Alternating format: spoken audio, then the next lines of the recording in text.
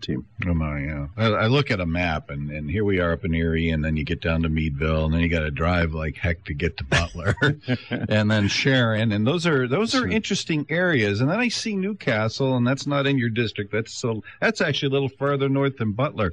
How the heck do you cover that from a political point of view? Are people in Butler more of a Pittsburgh ilk where they have that kind of philosophy? It's a big city philosophy. And then here's little Erie, we're on the lake. We're a manufacturing, we're a tourism community. Is there a disparity north and south of Route 80 in your opinion? I don't. I don't think there's a difference anywhere geographically in our district, not from a philosophical standpoint. And certainly the way they were raised, their approach to life.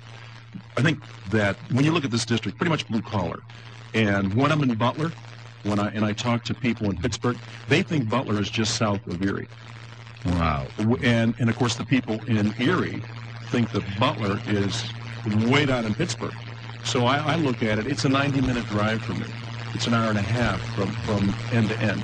And at night when I travel, and this is people can see where things are taking place. It's the lights.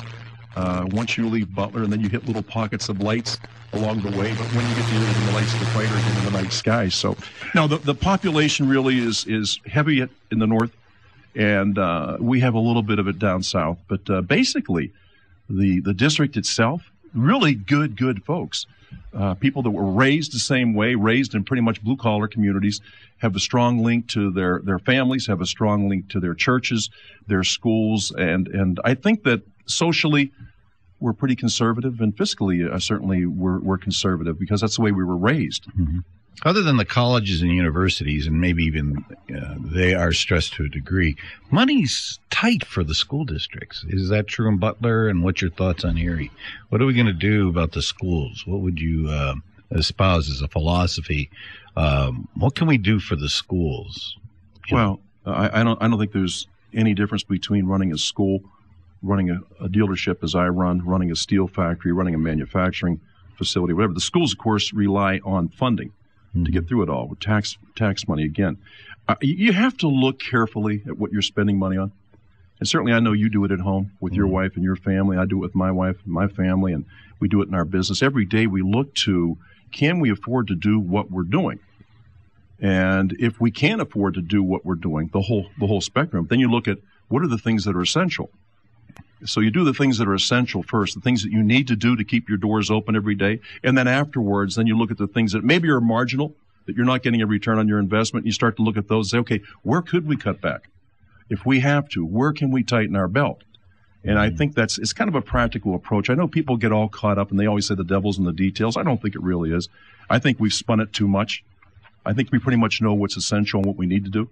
So you run the schools like a business then, or you try to? I think you have to, because, money is like blood in a body. If when you're running short, when you're running thin, you've got to do things to adjust for it. You just can't keep going straight ahead thinking things are going to be all right. Yeah.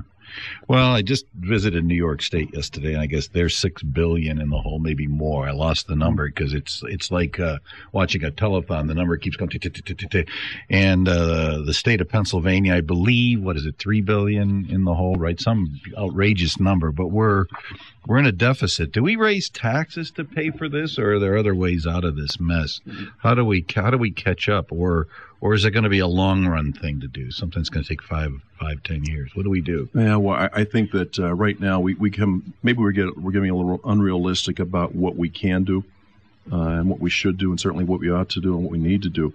When you look at the situation, Tom, and it's not just our schools, it's everything in our municipalities.